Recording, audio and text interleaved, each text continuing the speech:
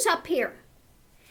I'm sitting on a bar stool. Can you believe she jumped up into my lap? Really? What are you, part kangaroo? I'm just... May. Hey. Girlfriend, you can't just jump up in my lap. She says, I can. You just saw me do it. What do you mean I can't? Come on, back down. Oh my God, I can't believe she jumped up this high. Unbelievable. Jeez Louise. Now, when I get in the van, I have their doggy seat up on the front seat, and the van seats are pretty high up. And then the dog bed makes it even higher. And I'm wondering, I'll come out there and I'll put Max in the seat, and I'll go in to get something else. I come out, and she's in the dog seat as well. Now, I don't know how she's getting up in there. I don't know whether she's jumping up on my seat and then jumping over into there, but some way she finds a way to get up in there. And then just sitting here, I can't believe she jumped up in my lap that high up, sitting on a bar stool, and she just, boom, up here like it's nothing. Oh my goodness. That's crazy. That is crazy. She really can jump. Unbelievable. Unbelievable. And today, poor little Max, they're out there and she wants to run and play with him, but he's scared because she's bigger than him, and he just cowers when she comes and runs. And she's going to run over the top of him. He just cowers. He sits there like this. It's pitiful. It's pitiful because he's a little bitty guy, and I think she just doesn't understand how big she is compared to him. Oh, mercy. But anyway, other than that, they're doing well. Now, I went today and I took the van down. I put it in storage and brought the car back up, and I went to the store to pick up some things. When I come back, usually the minute I open that garage door, Max is barking. This time I came in and no barking. They were both at the door, but there was no barking. I'm like, well, that's different. Okay. That was nice. I got them both sitting over here at, let's see if I can get, there they are. There's one. You can't see Max is behind where the chair is at here. He's laying over there on the rug with her. They're over there in the little patch of sunlight over there. Oh, my goodness. Oh, so anyway, that's what's going on here. I'm waiting to go. Oh, new thing that happened. Yesterday, I got a call from the bank, and they're going, your paperwork for your van is now at the DMV. From November, I just now got the paperwork done so that I can finally get my van registered. Oh, my goodness. So, working on that. I bought a bracelet. It was really pretty and not cheap. I got it on eBay. And, she said it's 5-inch. And usually when they say that, it's the, 5-inch of the bracelet itself, and then you have the gap, which is added to that. So that's the way everybody posts it, okay?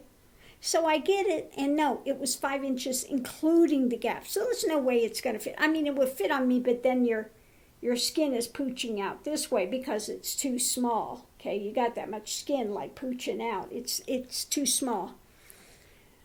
So a contactor said, I want to send it back. It's not going to work. It's too small. Well, I don't do returns. No, you're not. No, I'm not refunding anything. No. So I get a hold of eBay, and eBay said they'll look into it. And I get a hold of PayPal, so I paid through PayPal. And so miraculously this morning, she goes, send it back to this address. That's what I thought, I said, and I told him, if you look up on there, the 5-inch ones, you'll see everybody that posts it will post, from end to end, it's this much, and then there's a gap. And usually the gap's about 1 inch. So you figure it's 1 inch more than that. I said, really? The way that she put it in there is kind of deceptive. Okay. Because I've not seen anybody else that's ever posted it that way. Unless they put it including the gap in the, big things, so you know. She didn't do that. So anyway, long story short, it's on its way back there. Which is too bad because it really was a lovely piece. But I've got really small wrists. I have a really difficult time to find something to fit. But this would fit a child. This would have fit a child's wrist. So anyway, I will get my money refunded. Thank goodness. So that's on its way. And, I sent off today, you have to send your veterans record, when you were in the military, when you got out, how much is your disability, because I'm a disabled vet, so you have to put what's the percentage of your disability, and then you can get from New Mexico the card that allows you to go to the museums for free, and to the day, if you want to go day parking somewhere to any of these places, you get that also free. If you're doing overnight, then you've got to pay. I think you get 3 freebies a year for overnight. Yeah, 3 days or 3 overnights you can get for free. But any of the daytime ones, any of those types of parks, you can get it without having to pay for a day fee, which is nice because there are a lot of places here that I like to go, like the Aguirre Springs. I may just go up for the afternoon and not spend the night there. So I've got Aguirre Springs I can go for day. It's very close to here. Or there's the up at Oregon Mountains. They have a little picnic area thing. You can go there. So that would be free to go to. So the things that are close here, I might want to do some daytime things at. So I sent that off today as well. And then I also found out, as being a disabled vet, I can get the disabled vet license plate for my vehicle for free. So it looks like I don't have to pay for my license plate for my van. I'm not sure if you got to pay the first time when you register it or not. I'll have to find out because I think it said you have to be registered here first. So I'll find out when I go. But I can get that plate also for free because I'm more than 50 on for my VA disability stuff. Anyway. So that's what's going on here. Still dizzy, still feeling, like you're in no man's land, just like you're not connected. You just feel like, things are not grounded, things are not, it's really hard to explain. You feel like things are swimming, they're in and out, and it's not a nice feeling. Okay, my balance is getting better. It's not so much I'm feeling like I'm like this, but I still will be walking and then all of a sudden it's kind of, goes off, but it's not as bad as it was. That's gotten a bit better. Dizziness is coming in and out. Still feel like everything is plugged, like you're in an airplane. You know how when your ear closes, it feels like that on the right side. I lost 30% of my hearing over there, and so that's not going to come back. And I'm not sure how much longer I will continue to have these side effects of the Gamma knife. Now, these are all side effects of having the procedure done. I did not have any dizziness. I didn't have any balance issues before I had the Gamma knife surgery done. I was fine. Now, some people find out they have an acoustic neuroma because they start having problems with either balance or dizziness, because all of your nerves are there, your hearing nerve, the one for balance, and the other one, your eyesight, and there are a lot of nerves right there, and if the tumor grows too large, it can push on those, and then you can start having those problems, and they go and find out they've got a acoustic neuroma. And then they have to either have the surgery or they do, like my case, the Gamma knife surgery, the radiation. It's like 175 quick pulses of radiation directly on the tumor, okay? And it's supposed to kind of kill the tumor to keep it from growing and stuff, so we'll see what happens. They go and do another MRI. I think it's in like a year or something. They'll check to make sure that it's not growing and that it's done its job, and so we'll see. But you do keep getting these odd things, like it's either feeling like you're underwater and it doesn't open up. So one side you're hearing clear, you're hearing fine with, and the other side it's like that's always closed down, that pressure is there. Once in a while, all of a sudden, I'll start getting like these sounds, like almost like... if you've had Kundalini, you get the nod, you hear these sounds and stuff. It's sort of like that, but not exactly. Where all of a sudden I'll start hearing these internal sounds will start going. Okay? So then I'm wondering, well, what's it doing now? Is something opening up? Is it part of the process? What's going on with it? So we'll see. Anyway, so that's what's going on here today. I'm looking forward to getting back out on the road and enjoying some time and actually be able to go, for more than 1 day or 2 days. So looking forward to that. That should happen pretty soon. Oh, and my boots. The boot debacle.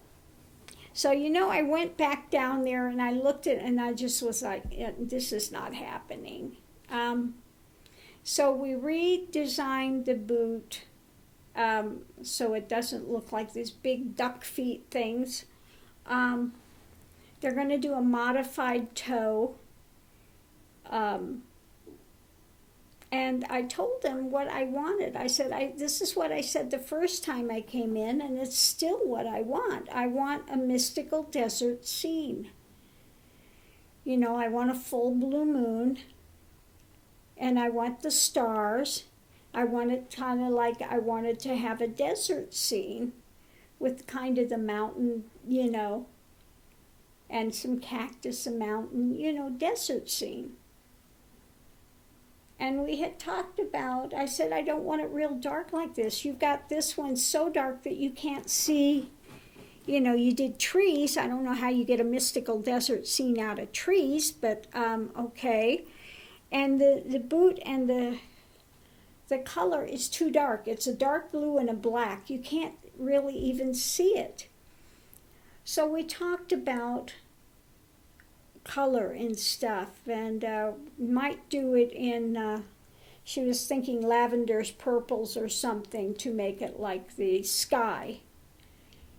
And I said, that's fine, you know, want to be able to see it. And she said, now when you came in, we told you it would have to be tooled, and you're not paying enough to have it tooled. I said, no, that was never said to me. Maybe that's what you were thinking, but that was never voiced to me, you know. So, anyway, they said next week, this upcoming week, they will have some, because she's still working on a design. She said she'll have a design ready, which she will send me this next week. If I approve it, they'll get the boots done in about a month. I'll have about a month wait. And so that's not too bad. They're keeping the top part of the boot, the shaft of it, they're keeping that, and the fringe that they've got on it, and they're redoing the foot of the boot. So that's all fine. So we'll see what happens with that. Hopefully they get it right this time, and they actually do a nighttime desert scene. I say, how difficult is this? I want a nighttime desert scene.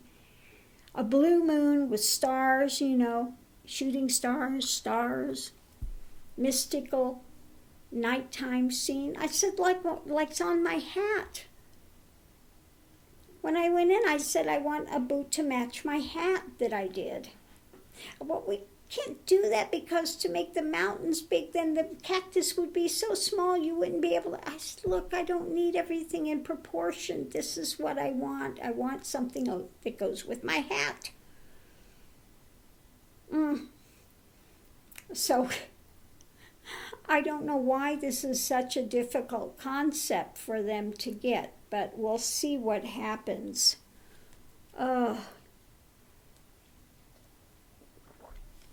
I said, I paid a lot for those boots, and for me, that's a lot of money. For a lot of people, it's not a lot of money. They can spend $6,000 on a pair of boots. I can't.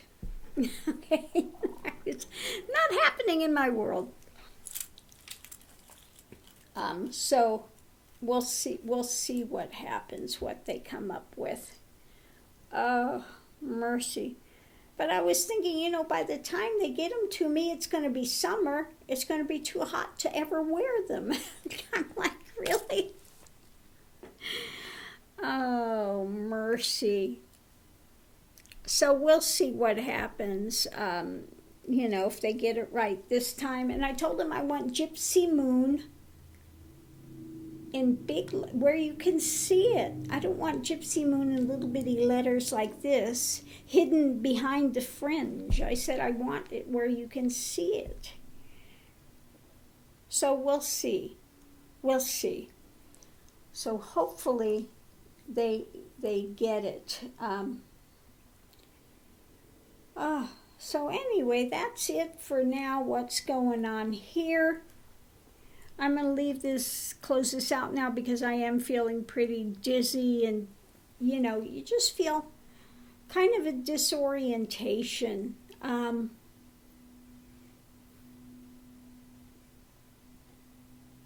Like you're in a fog, like you're just, you know,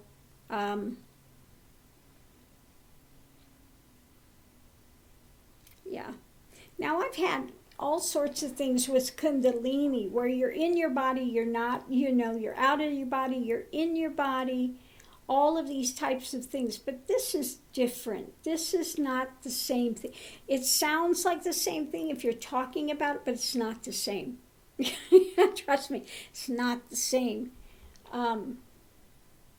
One is a spiritual experience. This is not. This is a physical experience, that things are just not connecting and lining up right. So there's a vast difference between the feeling of a spiritual experience of consciousness and something that's going because of a body disconnection, a body misalignment. That's how it feels, a body misalignment that it's like kind of the computer, things are not connecting, it's not jiving all the way. Okay? That's the way this feels. Like, if you're driving and you've got misalignment and it's going this way instead of going straight, that's what it feels like. Some misalignment. Something is not, something is not aligned right. And it's a physical thing. It's not a spiritual type of a happening. That has a different feel to it. This feels more of a physical thing. Yeah. So yeah, I'm still feeling like I just got off the tilt-a-whirl and I'm still spinning and trying to navigate. We're going what way? Oh, mercy. So anyway, on that note, I'm going to leave this here. Much love and light to everyone.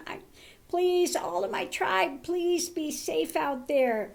I don't want to lose any of the tribe here. I do value all of you, and thank you for all of your comments, and I'll see you online.